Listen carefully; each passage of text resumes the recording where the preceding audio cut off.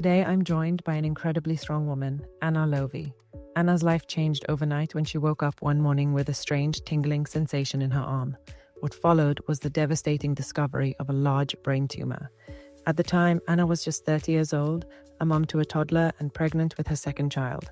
This is Anna's powerful and deeply emotional story. Please be aware, this episode discusses sensitive topics, including pregnancy loss, which may be triggering for some listeners. I hope you connect with Anna's story as deeply as I have. So welcome back to another episode of Heads Up with Em. Today we are really happy to be welcoming Anna. And Anna and I have shared similar journeys, and we have quite a few similarities, which is quite striking. It was when I found her, I was like, oh wow, like there's this similar and that similar. But there is one huge and quite heartbreaking difference that Anna went through when we look at our stories side by side. And I'll let Anna go through that when she shares her story herself.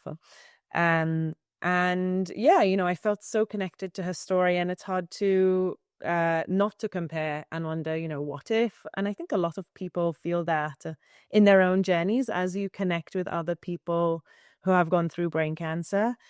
And you learn more about their experiences. You learn, oh, what if that happened to me, and what if that happened to me? And everything is different, and you try not to as best as you can, but it's also part of this journey of sharing. It's quite cathartic to also share and listen and take on board different people's experiences.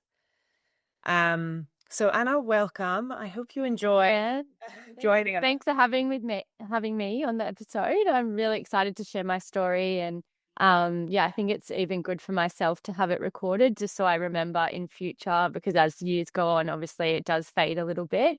So yeah, I'm excited to share my story, hopefully help others. Mine is, I think, quite unique from the get-go.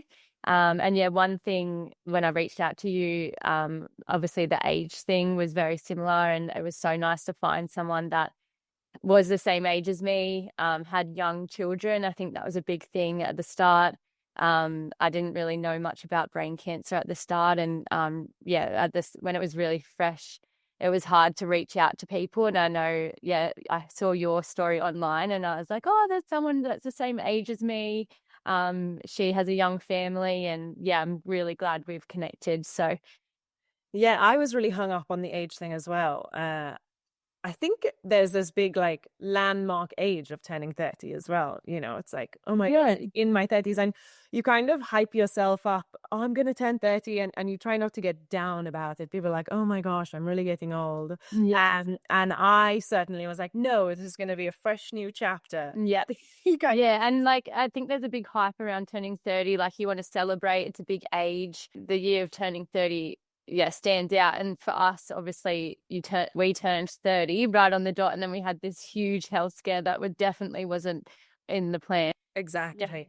Yeah, definitely. But it can feel quite cathartic to share your journey, and sometimes it's also quite good because as you're telling, and as I speak to people, and you might feel the same way, and as time goes on, you kind of also learn how much your perspective has changed since finding out and to now. And you're like, oh, okay, wow, I felt that way about it now. And I feel like talking about it now. So I must have grown in that space, or I must have processed it. Definitely. And for me, it's probably good to note that I am still heavily in it at the moment. I'm still going through treatment. So as I do feel like my emotions have changed a lot since finding out, but I still am navigating things at the moment. I mean, you're a bit on the other side, so it is good to know you're sort of through it, and you still sort of feel like how probably I am feeling in some ways, but I am still attending appointments. I think that they're a big thing. Like, every month I'm still going into the cancer center and navigating it with the team, which is a big thing and a reminder, I guess, each month at the moment. So yes, absolutely. That reminder is a lot. And even if it's small, even if it's only an hour once a month, or even just taking that chemotherapy every month, it's even though you might feel okay during that round of chemotherapy, just the emotional toll of the reminder of what you have to go to, partners don't. That's hard. And it is that reminder of being our age, I think, because every time I go to the cancer center, it's a reminder of being, is this still real life? Like, why am I involved? Like, everyone's older than me there. Everyone looks physically sick. Like, I've never looked physically sick. So I feel it's just such a strange feeling going in there. And So let's jump into your journey and where it began. yes, as we touched on, it was the year I was turning 30. So we did have a big year ahead of us. We were sort of just, I guess, getting started with our small family. So we were starting to save for a home loan. We knew that we wanted to grow our family. And I was living a very normal, healthy life, like going to Pilates. It was busy. We had a toddler. She'd just turned 2 last year. Things seem normal. Exactly. So they hit me. Everything was just like kind of how you should be going in your 30s, and you look back. Oh, this is actually where I wanted to be. And then how did you know that something maybe wasn't right and where things started to change? Yeah, so it was a bit of a weird one for me because I didn't really have too many symptoms at all. Yeah, I knew that I wanted to celebrate my 30th, get that out of the way, and then we were going to start trying for our baby. So that's very much what happened. We went to Fiji. I fell pregnant really quickly. We found out literally the week after we got back from Fiji. So it happened really quickly. Had very normal early pregnancy symptoms. We planned the gender reveal at our local pub. So on the Sunday, we found out we were having a boy, and then literally just, went back to our normal working week. Jake went away on the Monday. I work Wednesday to Friday. So on the Wednesday I worked, and then on the Thursday morning, it was a very normal day. Just woke up, went to the kitchen that morning, went to make Arabella breakfast, and I couldn't feel the left side of my arm. And I was like, oh, this is really weird. And I'm left-handed, and it was my left arm. And I went to grab my phone because I was like, this is really weird. And then I went to use my phone, and I couldn't feel my fingers at all. I called Jake straight away, panicking, being like, oh, there's something wrong. Like, I can't feel the left side of my arm. And he was very casual, like, oh, you must have just slept on it funny. And I was like, no, something. I knew in myself something was wrong. Hung up the phone to him, and I called an ambulance, and I was like, oh, like, I think I might be having a stroke. Can't feel the left side of my body. And that's where your head goes, like a stroke, because that's all I know is like that could be the symptoms or Exactly. You really never think like brain tumor. I thought I got my eyes checked when I was having funny things. I was like, it must be, I just never even thought. Yeah. So that happened. And then halfway through the calls to the paramedics, because they were obviously thinking stroke, because I said stroke. I was passing all the tests, and then my feeling came back in my arm, and I was like, I didn't want to waste anyone's time. Like, I'm a fit and healthy person. I've never had anything wrong with me. At that point, I was like, no, actually, my feeling's coming back. Don't worry about coming. And then I hung up the phone to them, and then my face started going numb. Okay. And like I had this tingly feeling in my tongue, and I was like, no, this must be a stroke. So I called them back, and I was like, okay, no, I do need someone to come and check me now. I think I'm having a stroke. They didn't know from the get-go what was going on, but they sent a paramedic out, and luckily Jake's mum got there the same time as the paramedics, so she watched like everything they did to me. By the time I was waiting for the paramedics as well, the numbness had actually traveled through my whole body, so it ended up being in my foot. Luckily, Deb was there, my mother-in-law, to sort of witness everything, because she heard them say, like, I think you should get checked today, just in case. They actually said just in case it's something neurological. But luckily Deb was there to be like, she heard that and was like, no, I'll take you to go get checked.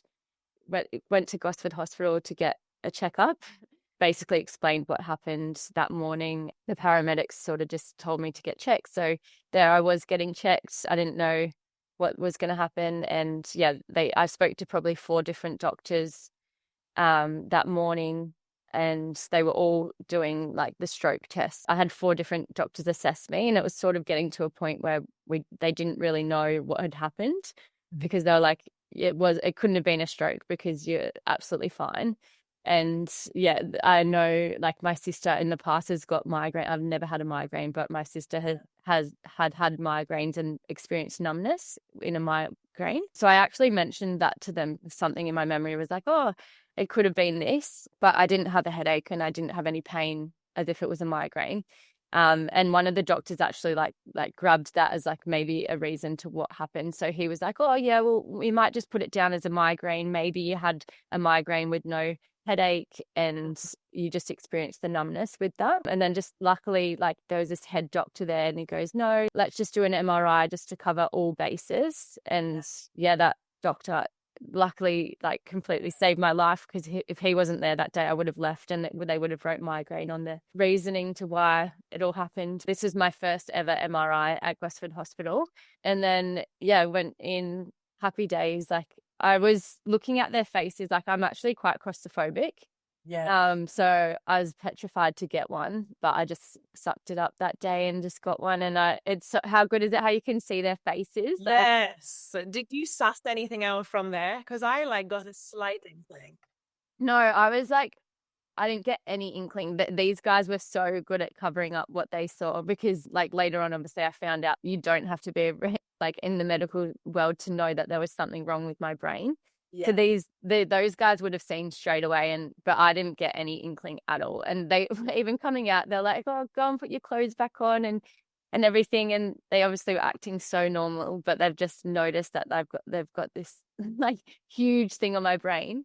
But yeah, so I just walked out being like, cool, put my jewelry on. I'll just go grab Deb and we can go home. And they were sort of, I'll just go and wait in the waiting room. And I was like, okay. And I was like, oh, that must be normal to get your results. And then we were waiting there for a little bit. And then a doctor came and was like, oh, you actually need to come behind. Like, we'll need to have a chat with you. And I looked at Deb and I was like, do you want to come or don't you? And the lady said, oh, you might want her to come. And there was like this one thing where, is there something wrong? But no, there can't be. Yeah. So and then I was like, oh, okay, well, I guess you're coming with me, Deb. And yeah, we sort of just went into a waiting room. And I was still there can't be anything like that. This is just must be what they do to people to get the results of your MRI. We waited there for a little while. And this one doctor that had assessed me like pretty much the whole time we'd been in the hospital, it's a weird memory when they told me, because from what I remember, they were sort of telling Deb the news and looking at her, whereas I was more at the side. And they sort of sat down to Deb and they were, look, we've found something on her brain. And they said a lesion, that there's a lesion on her brain. And I didn't know what a lesion meant. You have to learn such terms. I straight away, I looked and I go, a lesion? Like, what's a lesion? Yeah, that sounds like nothing as well. It sounds like tiny. Yeah. I also was thinking that it was like a bleed or something like that. And I think, what the hell? Like, what do you mean? Yeah. And then she looked at me and she goes, a mass? And I still didn't even know what a mass was. Like, I still was like, oh, a mass? Like, what do you mean? And then her face sort of dropped, because she was like, this girl doesn't understand. Yeah. And then she said a tumor. And I was like, tumor? Like, I know what a tumor is, but that's not my brain. You've got the wrong result. Yeah. That is not me. And then, yeah, just went into like complete shock mode. And I remember Deb asked to look at it straight away, whereas I was like, I don't want to look. Mm-hmm. I was like, I can't look at this, because I know that I'll never probably sleep ever again in my life. So I sort of made the decision to not look at it. I didn't look at it really for weeks until I was wheeled into the surgery bed, and they had it. They didn't know I hadn't seen it, and it was giant on the wall.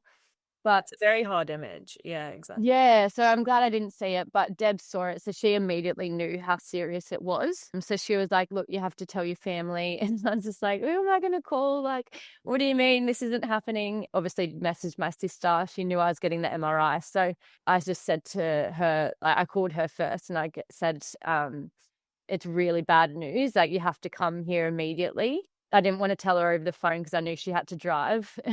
And I also didn't believe at that point that anything was wrong. She came, and while she was on her way, Deb was like, you got to tell your mum. My mum lives 2.5 hours away, so I only really speak to her maybe a few times a week over the phone.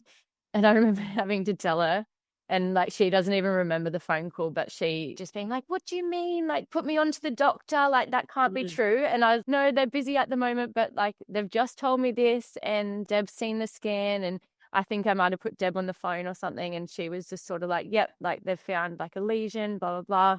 But by the time they were delivering me the news, they had already had this huge plan set out for me. So obviously, like, they'd got everyone in the hospital together to be like, how do we deal with this sort of thing? So they'd already spoken to neurosurgeons. They already knew that when they were delivering me the news, they told me like I wasn't going home. I'd get transferred to Royal North Shore. So I was getting all of this information like sort of at the start, and I still didn't even know what it meant. Like, Yeah, I mean, that's wild. You literally went to bed in one reality, and then one day I had a totally different reality. And then how did you tell Jake? And did he? yeah, so his mum called him. So he was working away. So he had gone to away like 5 hours south on that Monday. So yeah, he was working away, wasn't due home for like 2 weeks. Jake's mum called him straight away, just being like, you have to come home immediately. Anna's got a lesion on her brain. And yeah, he was 5 hours drive away. So you can imagine having to drive. Yeah, 5 hours. At that point, it was probably like 3 p.m. in the afternoon. So he didn't actually, he left work immediately because obviously like he knew how it was serious. But yeah, he didn't probably arrive at Gosford Hospital till about 9 p.m. And it was torrential rain, like the worst drive. He got there at about 9 p.m. that night. Stayed with me the night. That first 24 hours was just like a blur because all I knew was I had a large brain tumor. I didn't know what it was. So you're almost in a state of mourning when you first found out. Yeah. And I just remember all I was thinking about was my daughter because I was like, am I going to survive? Like at that point, I didn't know if I was going to live. I just was like, I want to see my daughter go to school. She's so young. She just turned 2. That first 24 hours was just crazy. I was just bawling my eyes out the whole night and morning. From the point they found out I had a brain tumor, they treated me like there was something wrong with me, but I was fit and healthy. I could walk. I remember the transfer. They were like, "Oh, do you need a wheelchair?" And I was like, "No." I was at Pilates last week. Like, what are you talking about? Isn't that bizarre how a lot of brain cancer patients I find go from this, like, I feel absolutely fine. And you look physically, well, you feel physically well, but someone's telling you something's wrong in your brain, and you're just like, I honestly can't even compute this because I don't even understand. And it's also not somewhere I can see. It's not somewhere, Yeah. I can't really see it or feel it. So it's almost imaginary. And I have to understand, how do I process that? I remember them saying like brain cancer is very different because it's not like you find a lump on your body. Most people are living like very normal lives, and it's not until they find it where everything changes. And that was very much the case for me. Exactly. And I've gone in between liking and disliking that. For the majority, I really like that. And then processing, like going through treatment, sometimes I would also feel like I'm so not okay and I need like the surroundings to know this. But I know I look totally fine. If yeah, so it's really hard. It's almost like an invisible disability. Yeah. And I think I'm still coming to terms with that because I feel going back to work and going back to normality while you're still living it and you look really normal. But yes, mentally, you're dealing with all of this stuff, which people can't see. I'm still like, if I meet new people, or do I need to tell them? Because absolutely. It's almost like sometimes I want to hands on my chest, just saying, just I have the verbal diarrhea of what I'm dealing with right now, just so you're in that, where I am, and we can go as normal. And also, but like dealing with their reactions is like a whole another thing, because if you tell someone that you've got brain cancer, it's like that maybe they'll treat you differently. Like doesn't really define you, but it also does in some ways and shapes, because it is part of you and your journey. Yeah. So then you get transferred. So let's move into how you got Royal North Shore and your surgery and coming out of that. What was that like for you? So it was getting quite late in the day. My mum had arrived that morning. So I had my mum, my sister, and Jake with me. And at some point, I was going to get transferred. So I think it got to like after lunch, and they were like, okay, like they've got a bed for you now. So in the next few hours, the transfer will arrive and you'll go to Royal North Shore. And so we didn't end up getting to Royal North Shore until 8 p.m. At this point, obviously, I am pregnant. I'm not thinking about the pregnancy at that point at all. It's more just like taking every hour at that point of what's going on. So got the transfer to Royal North Shore, get there late, straight away. One of the registrars, like the doctors, came and spoke to me and was like, the tumor is in a good location where we know that it's somewhere we can remove. It was in my right frontal lobe. There's not much around that area where it would affect like movement, visual changes, like anything like that. It's actually in a spot where it changes behavior. But yeah, I didn't have any symptoms. So yeah, he was like, we're very confident it can be removed. That was Not like, such a feeling, isn't it? yeah, but I still then was like, oh my God, like brain surgery's on the cards. Like, what does that mean? They basically were just confident it can be removed at that stage. They didn't know if they were going to do surgery. They wanted to like do a lot more investigation around like the pregnancy side before they made any decisions. They would get everyone involved. So obstetricians, radiologists, neurosurgeons, they would probably do another MRI. They were just going to make every informed decision they could before making or giving me any medication or anything, because at that point they knew, okay, this girl actually had a focal seizure. It wasn't a stroke. They made that decision that all the symptoms that I had was a focal seizure. So that night, that's when they prescribed me Keppra.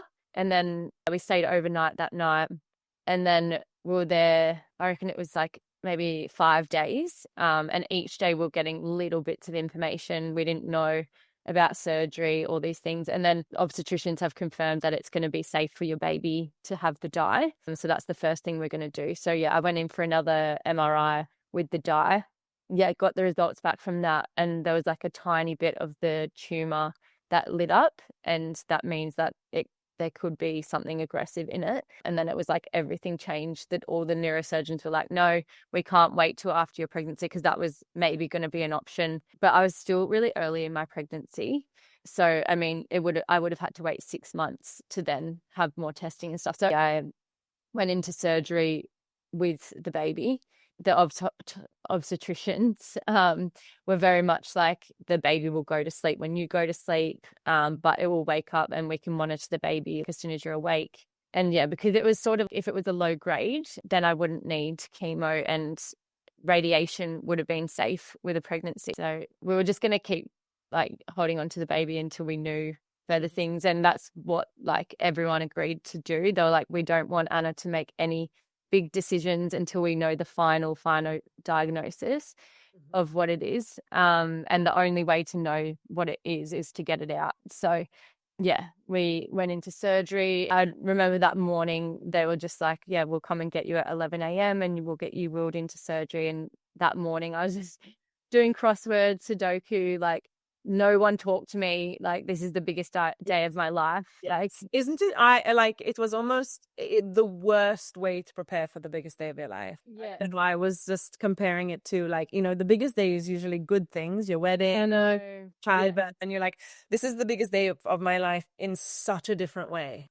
Yeah, I remember that day as they were wheeling me in, literally life-size image of my MRI. So I see this huge tumor and I was like, oh, there's my MRI. And I remember the anaesthetist was like, oh, it's impressive, isn't it?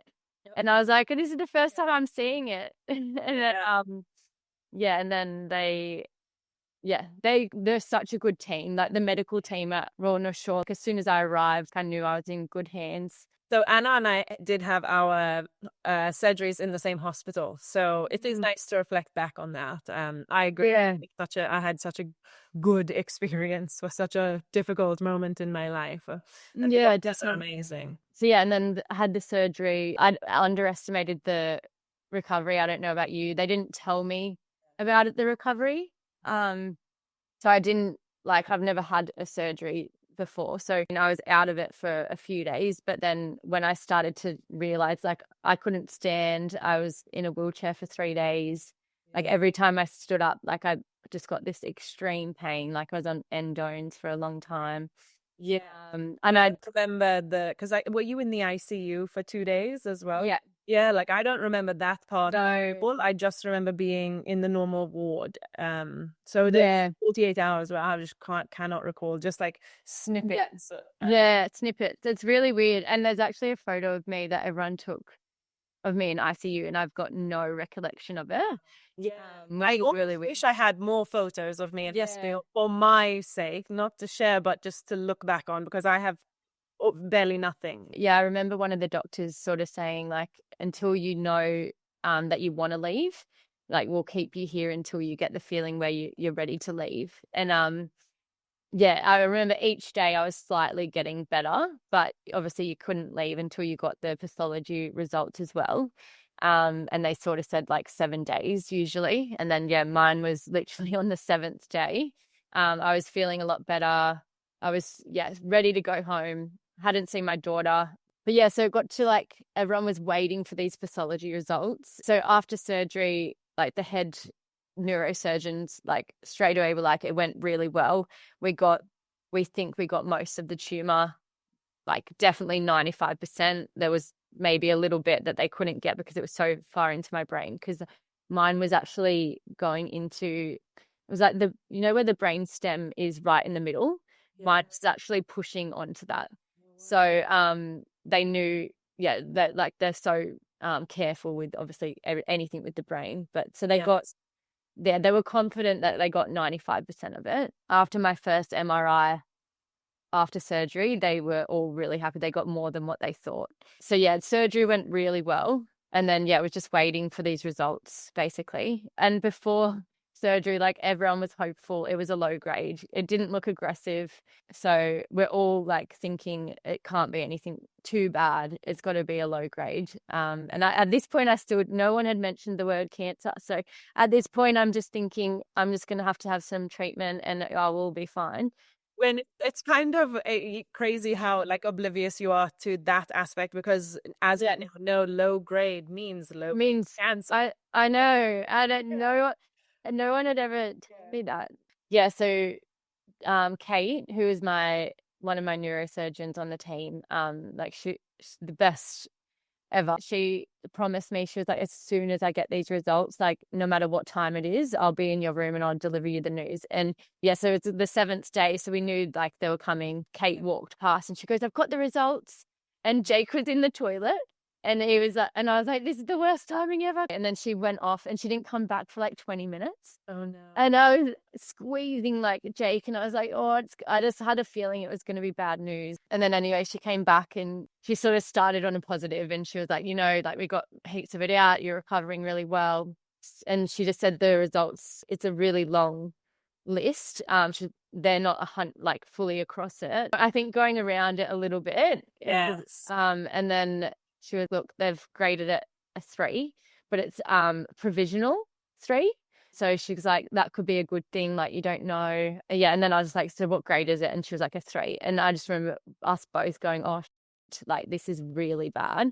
Like a grade 3, that means high grade. And then we were sort of like angry as well because everyone had told us it's got to be low grade because it didn't look aggressive. And then they told me 3. And I was like, how am I going to tell anyone it's a 3? That means I just thought I was going to die at that point. I was like, no, like that's how I felt. Yeah, this is really bad.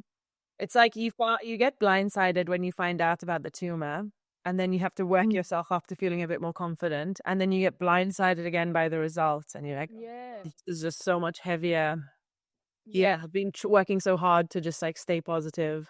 Yeah. And I think it's almost like kicking you while you're down, that kind of result. And then, yeah, my sister got there early and I sort of like just told her, I was like, look, we got the results. They've graded it at 3. And then that day, because it was the day I was getting discharged, it was the 8th day after surgery. We were hoping to go home that day.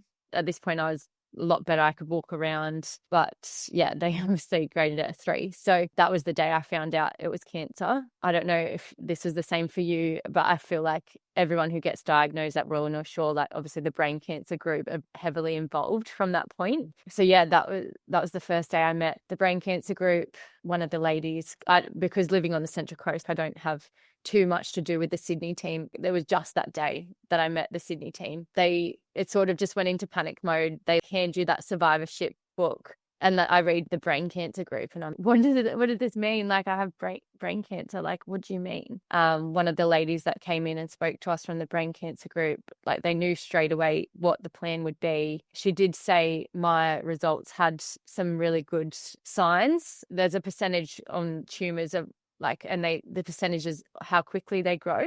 So the higher of that percentage, the worse it is. And mine was a 5%. So she said, look, these are really good signs. Yeah, she was like, there is hopefully some positivities in your results. basically. But from that point, it was like, okay, it's a 3. So that means definitely radiation. That means definitely chemo. And they were talking about Dr. Back, and he would be my head doctor. And they were like, yeah, being your age, because obviously they had to make big decisions because I was pregnant. If I had to do chemo, that meant obviously we had to terminate. And that was a big decision, like for everyone, because obviously they didn't want me to make the wrong decision. They were basically like, Dr. Back's going to be your main doctor, being your age, being at grade 3, like that definitely means he'll throw everything at it. It means that at some point you will have chemo. The obstetricians came in that morning after we got that news, and they were sort of, whatever decision you make, we'll support. Because I didn't want to leave the hospital and get more pregnant, maybe connecting with this baby, but knowing like as soon as someone mentioned chemo, we knew I'm not going to be able to have this baby. So yeah, it was just a really weird day that day. And all we wanted to do was get home to see Arabella and get home to our own bed. But it was just like, how am I ever going to sleep ever again? Like knowing that I've got a grade 3 brain, well, the diagnosis at that point was a grade 3, like the tumor was gone. That was a good thing. They locked me when I got discharged that day. I had my first oncology appointment at the cancer center at Gosford planned for maybe like 3 weeks from discharge with Dr. Back. And in that time, they were hoping that the results came back. And in that time, they advised me, you're going to need chemo, so you should probably think about a termination in that time. Wow. And I'm glad we didn't make any decisions on the day of discharge because we needed to process everything. And I still remember my sister in my ear being like, you need to book in the termination because you don't want to get any more pregnant. And I was getting more pregnant every day. Mm-hmm. So it was like whatever the doctor was telling me to do, it was sort of just like, yeah, let's tick it off the box. Let's do it. And yeah, unfortunately for me, one of those things was going in for a termination. And I remember the obstetricians at Royal North Shore just being the loveliest, most supportive people in the world. And obviously I didn't live in Sydney, so they were sort of like, oh, we'll try and get them to do the procedure that we would do at Gosford. And they were researching all of that for me, but at Gosford, it was it was only 1 day a week, or you had to wait for a special doctor to do it. So yeah, I sort of got to a stage after I'd processed everything being like, no, I would rather Royal North Shore. They know my whole situation. I'd rather them do the procedure. So I went in for termination. Of course, it was the day that it was a nurse strike. You had to fast for the procedure, but they did tell me it was going to be really quick. So yeah, I fasted in the morning, but because of the nurse strike, we went in, got everything prepared, and then we didn't get seen till the afternoon. So I didn't eat or drink the whole day. And also at this point, I'm so numb to that I'm going in for a termination. It's so weird to look back on because it was just a medical thing for me. It was like, let's tick it off the box. Yeah. And I remember counselors coming to me because that's what happens if you go for a termination. You have counselors there because it's obviously a baby loss. But for me, I'd just been told I had brain cancer. So I know it sounds really bad, but I just got told I've got grade 3 brain cancer. I don't even know if I'm going to be here next year. So I'm just going in. I just want to get it over and done with. We stayed at Royal North Shore that night, and I was just so worried because obviously I had so much trauma from going into hospital and never leaving for 2 weeks. I was so worried that was going to happen to me, and they kept me there one night, and I was just like, they're going to keep me here I just know it. It was the weirdest thing ever. We went in and met with Dr. Back. My sister and my mum was there, and then I left that appointment being like, I'm going to be okay. Yeah, that's the exact same feeling I had. The mood just changed. His knowledge, the way he explained everything. We didn't actually have my final results then, but he was 95% sure that mine had this IDH1 mutation. And I think for him, he sees the worst of the worst. So when he knows someone potentially has this, it can be good. And so he explained everything really well. He planned out my treatment plan in that appointment. He was 95% sure I had this IDH1 mutation. This means that it's a slow growing tumor. It reacts really well to treatment. And so these are all really good things. My mum, my sister, Jake, we were all left feeling we're in good hands, and there's a chance that I'm going to, see my daughter go to school and all of these things. Like, Exactly. You're totally in this dark space of considering, I might not be able to do this, that, and the other. And some very important aspects of life are right in front of you. And I think that's the hardest part, the unknown before meeting with your team and plan. Because suddenly you're like, oh, I can let myself look forward to those moments as well. I can let myself think ahead. And even now, I mean, I struggle to think ahead beyond 10 years. Yeah. But I constantly think about that first meeting with Dr. Back and that feeling it gave me, and allowing myself to really plan ahead. Yeah, your mood completely switches. Credits to him. Like, I don't know how, like, he's just the most chilled, like, laid back, but so knowledgeable. Like, he's a professor. We learned so much in that appointment and was so confident that I was going to be okay. And I could sleep that night. And it was just like, we were holding on to all those little hopes after leaving that meeting. And it was and then he had like the treatment plan in place. Wow, that's incredible. And so now, I guess now your treatment plan is pretty standard, and you're still going through that. I did find it incredible as I followed you on Instagram, how you've really taken opportunities such as travel, and you've traveled around Australia. While still going through, this thing. Was it something you had in place, or was it something you thought, well, we've got this time, my husband and I, how should we use it? So when I had the 4-week break and then I started chemo, Jake wasn't working, I wasn't working, and he was sort of, why don't we get a caravan and go away and like use this time in a positive way? So it was literally a spur of a moment thing, which I'm so grateful for that we did. And I had to get approval to go. I had to pre-plan 2 rounds of chemo while we were traveling. It was really good that we did that, because we ended up traveling for 2 months, and we got a caravan literally the week before we left. And then we went from the Central Coast, did the whole South Coast, went to Perth, and we were away for about 8 weeks with our daughter. It was just so needed. We were away from medical teams. We were spending quality time with our daughter that we missed out on. It was our chance to slow down, process everything.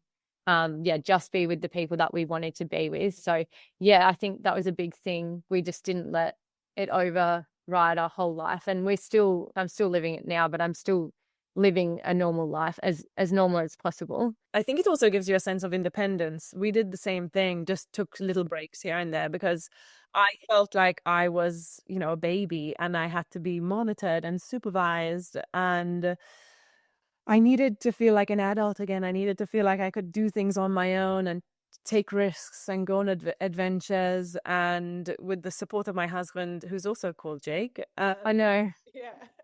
Another similarity. Exactly. We each have our Jake that really helps us through that. I think that's a really, really powerful thing. That's great. And how has it been like now you returning to work? Yeah, so obviously, because I did have a seizure, I wasn't able to drive for 6 months. So that meant, it was a good 6 months I was off work. But once things were slightly going back to normal, like I knew I could drive, I'd finished radiation, I was thinking about work, because I think for me, I never wanted it to take over me. I liked my job. I liked being busy. I liked being in a routine. So as soon as radiation was finished, we had the 4 weeks break. I did a few rounds of chemo to sort of know how I was going to feel. And then I started thinking about work, and work was very flexible, very accommodating. I just started off 2 days from home, just sort of in the background, not doing too much, which, was really good. I'm really lucky that I have been with my job long term. So they knew the whole situation. So going back 2 days a week, very in the background from home, was good. But again, I started to be a bit bored because I wasn't socially like seeing anyone. I decided to go back into the office, and then yes, it was weird at the start, because I feel after going through such a big life event, like, you aren't the same. I am the same, but inside I'm not the same. Like I live differently, and I was scared about going back to work and things just going back to exactly how they were, and people not acknowledging, no, that I've actually gone through a really big, because I don't, again, like I don't look sick. I'm like go for walks when I can. Like I'm physically and mentally okay. But I have gone through this huge life event. Like last Sunday saw me, I was telling them that I was pregnant and I was having a boy, and my lives were just getting started. And now I'm going back and I've got brain cancer and I'm having like monthly appointments for chemo. Like my life was completely different, but my work was the same. So yeah, I did have reservations at the fact of like I didn't want to just go back and like, like people didn't really acknowledge how big an event that I just went through. So yeah, I just ended up slotting in. And then yeah, now it's sort of like a really good distraction for me.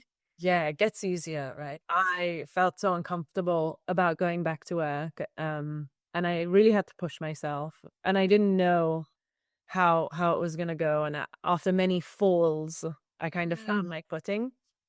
But it also is hard because you're kind of facing reality again, and good in some ways. You're like, yes, okay, we're moving on with our lives, we're Yeah. moving on. But then a part of you is like, but I'm still this scared person, and how can I be so brave in letting go of that Yeah. part. So it takes some time to get used to.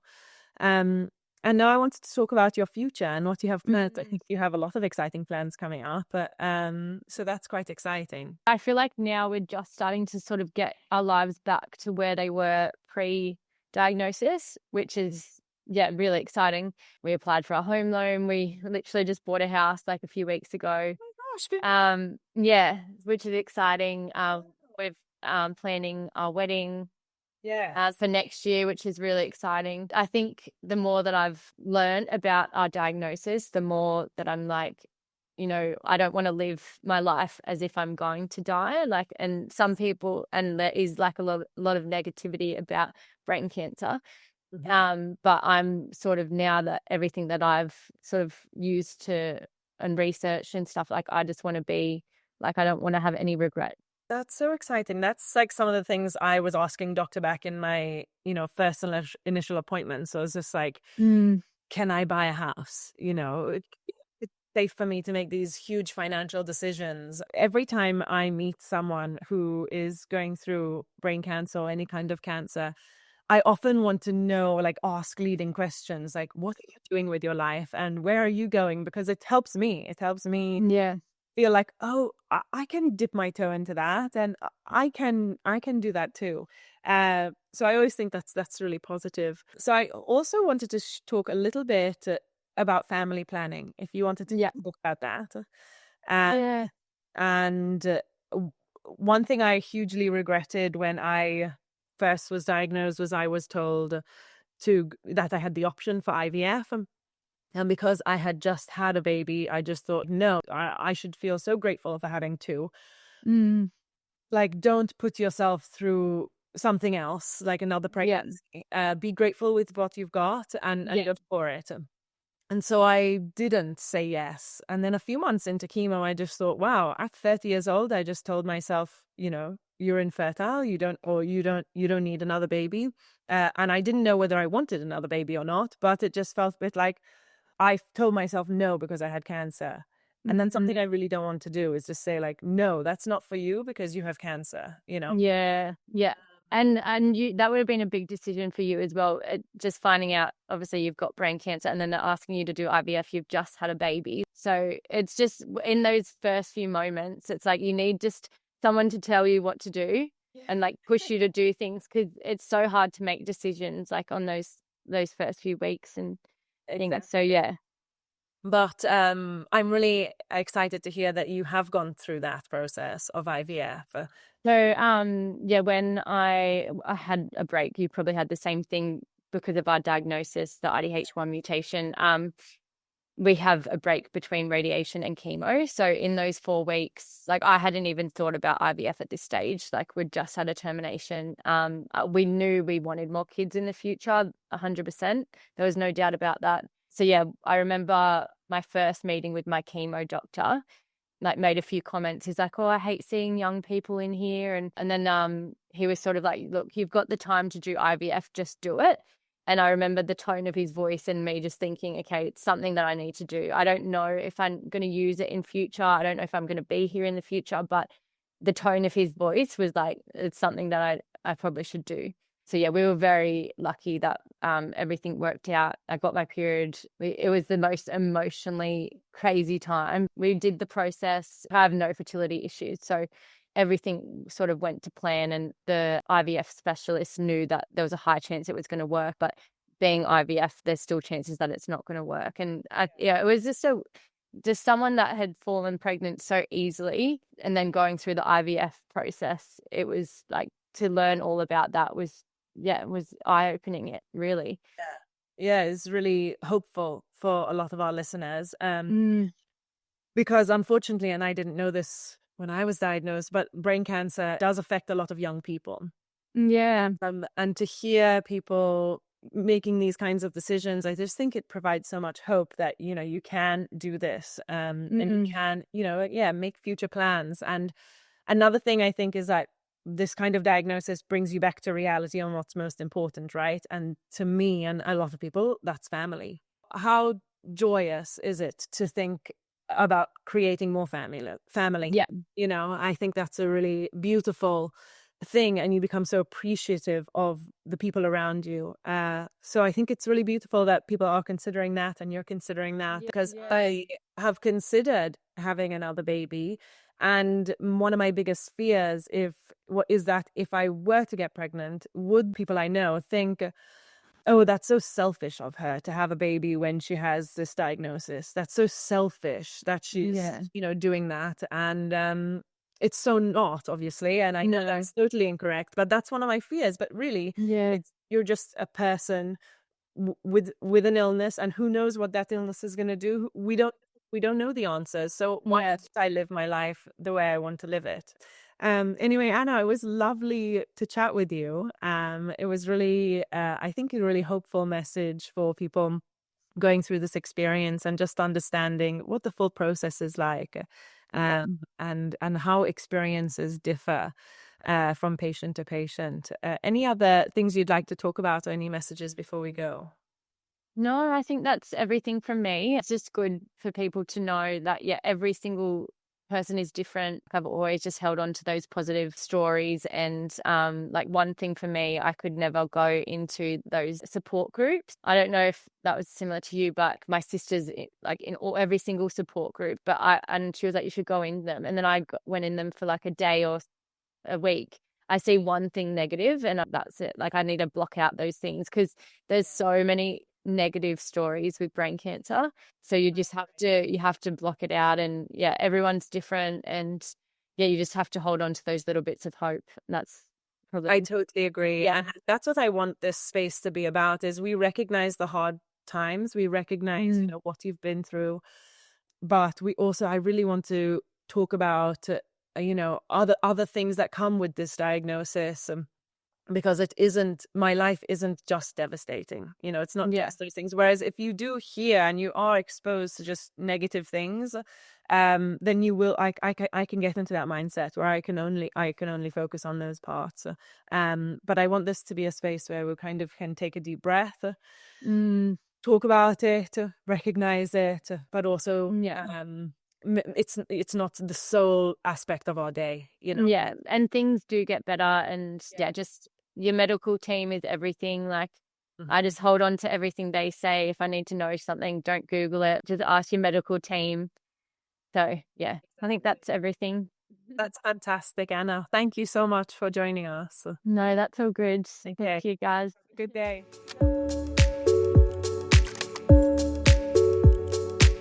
Thank you so much for tuning into this episode of Heads Up with Em. I hope you enjoyed today's conversation. If you're a brain cancer survivor, a caregiver, or someone just looking for some inspiration, remember you're not alone and your story matters. Don't forget to subscribe, rate, and leave a review if you enjoyed the episode. It helps others find this space too.